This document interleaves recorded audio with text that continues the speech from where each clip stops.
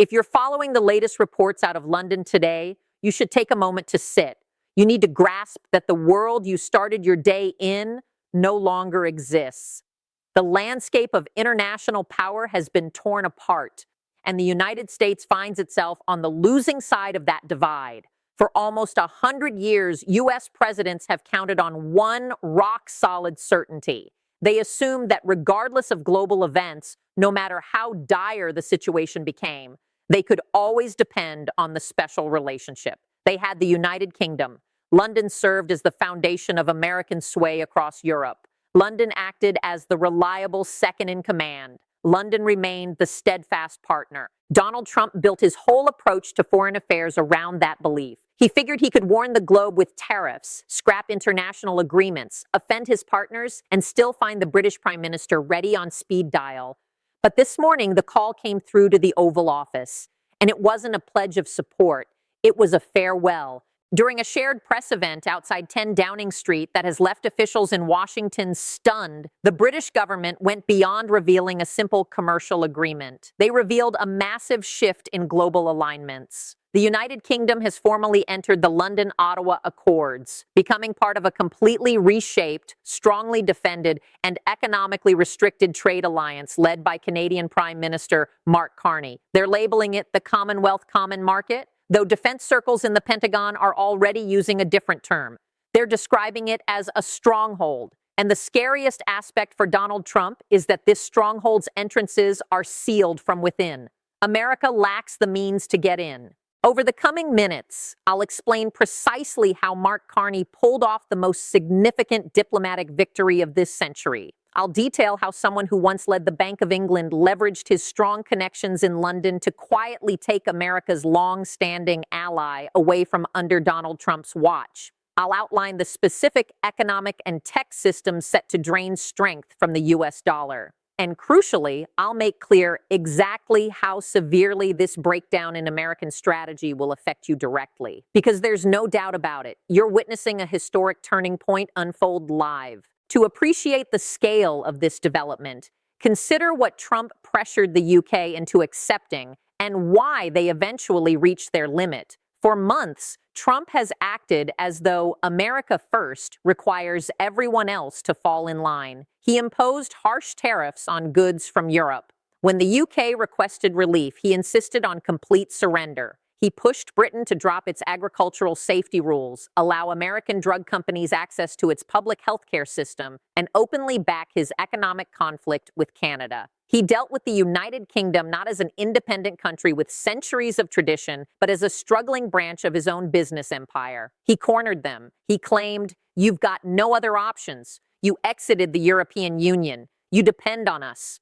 Yet he overlooked who occupies the Prime Minister's residence in Ottawa. Mark Carney isn't your typical elected leader. He avoids outbursts online. He doesn't lead through personal pride. He leads through data, structures, and long-standing institutional networks. Prior to becoming Canada's head of government, he directed the Bank of England. He understands Britain's financial world more thoroughly than almost anyone today. He knows the peers, he knows the financiers, he knows the monarch. He guided their economy for years amid the turmoil following Brexit. They place trust in him there. They hold him in high regard there, something Donald Trump could never achieve in that environment. When Trump delivered his ultimatum to London, Carney skipped the public statements. He reached out directly. He presented the UK with an alternative path. But this went far beyond a standard two-country pact. It represented a broader plan. Carney examined the leftover framework of the former British Empire, the Commonwealth of Nations, and saw untapped potential. 56 nations, more than 2.7 billion citizens, a total economic output expected to reach $20 trillion before the decade closes. For generations, the Commonwealth functioned merely as a ceremonial group, a historical leftover where heads of government sipped tea and posed for pictures. Carney turned it into a force. He created a detailed plan for a tightly connected, high-quality economic and defense structure. We're discussing tariff-free flows for cutting-edge technology, joint control over essential mineral resources, aligned banking rules linking the City of London with Toronto's Bay Street, and above all, a shared security and intelligence framework that operates independently of Washington. Carney constructed a modern global power from the remnants of history, and today the UK formally joined that structure. Let's examine the evidence, because the figures emerging right now are about to rattle financial markets. First, consider resource networks. The United States depends significantly on foreign-sourced critical minerals for producing items ranging from mobile devices to advanced aircraft. Trump has pushed away the very suppliers he needs. Through the London-Ottawa Accords, Canada and Australia, two dominant players in global mining, have committed to granting priority export access to manufacturing centers in the UK and other Commonwealth members. They're establishing a self-contained chain for clean energy shifts and sophisticated defense equipment. Do you see the implication? It means American firms seeking Canadian lithium or Australian rare earth elements will wait longer and pay far more. Trump sought a commercial confrontation. Carney delivered one by denying America its essential supplies before conflict even begins. Second, examine the intelligence and military arena. This element has defense officials in Washington in complete disarray today. You're familiar with the Five Eyes network, the US, UK, Canada, Australia, and New Zealand. It's the closest surveillance partnership worldwide. Yet the fresh Commonwealth framework contains a clause for independent data unification. In straightforward terms, the UK, Canada, and Australia are combining their online protection methods and AI development efforts, forming a protected digital boundary that excludes the United States. They're creating an exclusive inner trio. The reason? After observing Donald Trump disclose sensitive material, endanger intelligence sources, and handle national defense like entertainment drama, leaders in London and Ottawa concluded that Washington poses a risk. They no longer feel confident sharing confidential information with America's current leader. Let that settle. The countries that fought alongside America in Normandy and Afghanistan have determined the present White House occupant is too unpredictable for their sensitive information.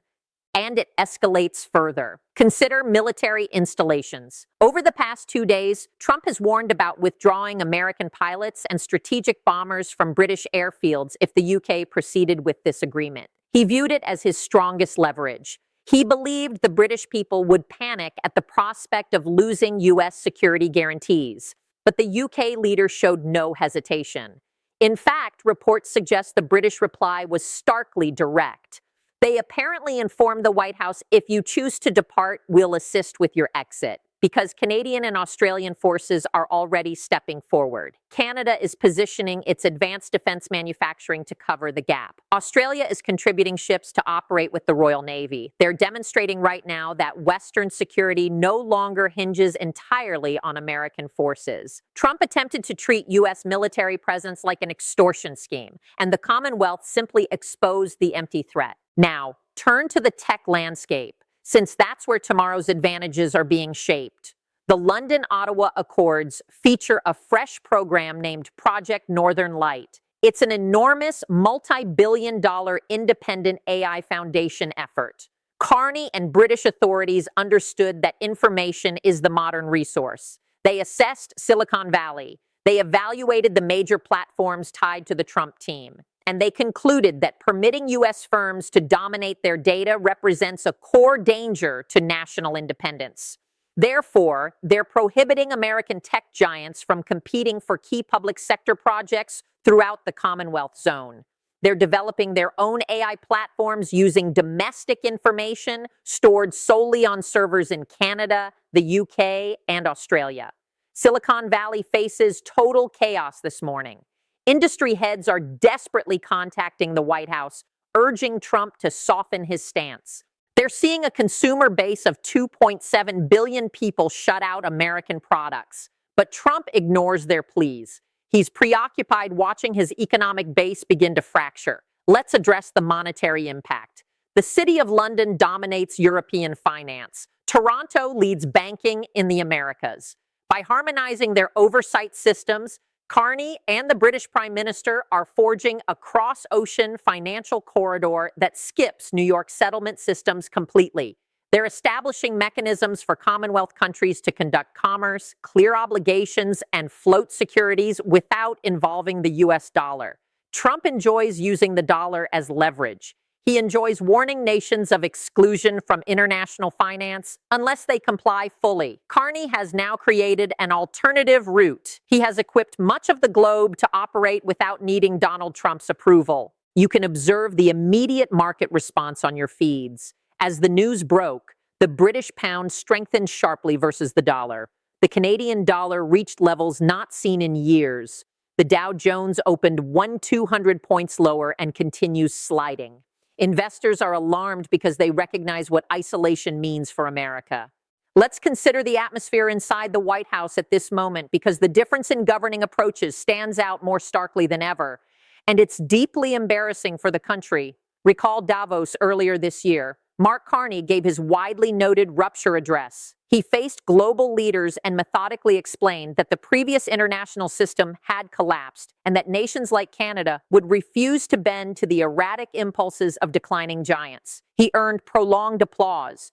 Trump reacted with furious online messages, labeling Carney ineffective and promising extreme tariffs. But who appears ineffective now? Mark Carney carried out this strategy with complete secrecy. No theatrics and no overt warnings. It was precise. It reflected a leader focused on long-term strategy. He traveled to London discreetly. He cultivated quiet channels. He secured agreement. He approached his counterparts with dignity. He treated them as peers. In contrast, Donald Trump remains caught in a spiral of anger. Reports describe the West Wing as chaotic today. He's berating his trade advisors. He's insisting someone retaliate against the UK. He's preparing messages branding the British administration disloyal and vowing to confiscate British holdings in America. Yet he holds no real power. That's the harsh truth hitting him hard. He spent years destroying connections, convinced he could always escape consequences. Now he's isolated, shouting at vessels departing without him. He can't penalize the UK without crippling American banks. He can't impose duties on Canada without triggering severe price surges in the American heartland. He kept pushing, assuming the globe would eventually yield. Instead, the globe simply moved past him. What does this mean personally? Why should you bother if the UK and Canada form a fresh partnership? Why concern yourself with the Commonwealth? You should care because the period of effortless American supremacy has ended, and you'll bear the expense of Trump's overconfidence. When the US gets excluded from the planet's biggest and quickest expanding open trade zone, American goods lose edge. Plants in Ohio, Michigan, and Pennsylvania that ship components to the UK or source inputs from Canada will watch profits vanish suddenly. That translates to job cuts. That means paused recruitment. That means canceled production runs at factories because economics no longer add up. When the Commonwealth begins handling transactions in their currencies, worldwide need for the US dollar declines. When the dollar weakens, prices for everything you purchase rise. Inflation becomes more than an internal problem. It's a strategic consequence, and Mark Carney has just delivered Donald Trump a huge consequence for poor decisions. You'll watch electronics costs soar. You'll see vehicle prices climb because modern car components rely heavily on Canadian production. You'll experience energy costs swing dramatically because the balancing effect of the North American power network is now broken. Canada will favor its new market allies over American customers. Why ship low-cost electricity to New York when Trump threatens duties, while London provides unrestricted access and security technology? This is the hidden cost of America First. It sounds appealing in slogans, it energizes crowds at events, but in practice, America First equals America isolated. And Trump didn't merely miss a commercial opportunity today. He lost control of the dominant story for this era. For decades, the narrative held that America was the essential country, that despite Washington's turmoil, the planet fundamentally required U.S. forces and U.S. buyers to function. We were the center, with others revolving around us. Mark Carney has disproven that myth. He showed that united secondary powers can challenge a dominant one and prevail. He demonstrated that skill, reliability, and equal treatment carry greater weight than bluster and late-night outbursts. Picture yourself as an international envoy observing events today. You see Donald Trump, a figure who shreds agreements, belittles allies, and shifts strategy based on recent praise from media. Then you see Mark Carney, a composed, expert manager who quietly united 56 countries into a secure global entity without conflict. Who earns your confidence for economic matters? Who earns your confidence for defense? The UK has decided, and others will follow. Australia observes closely. India observes closely. Countries across the Pacific and Africa observe closely. The chain reaction begins. This is how dominant powers fade. Not through dramatic attack, not through devastating battle, but through a calm announcement in a damp capital where your closest ally faces the lens and declares, "We can manage without you." The United States has been surpassed, outsmarted, and outperformed.